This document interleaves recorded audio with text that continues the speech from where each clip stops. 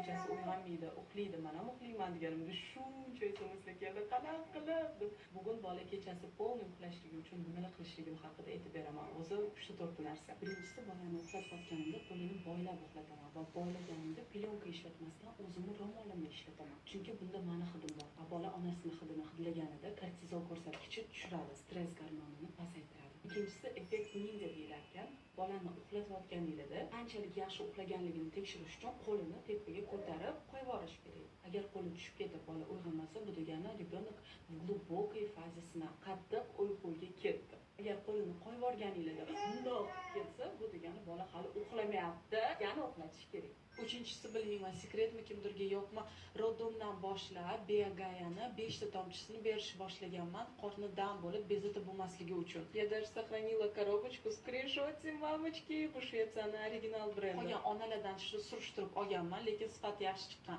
Ayniqsa, xamirli ovqat yeyotganingizda qorni rissidan bo'ladi. O'shanda berib ko'rganimda prям ta'sirini sezgan edim. Sizlar kechqurun necha soat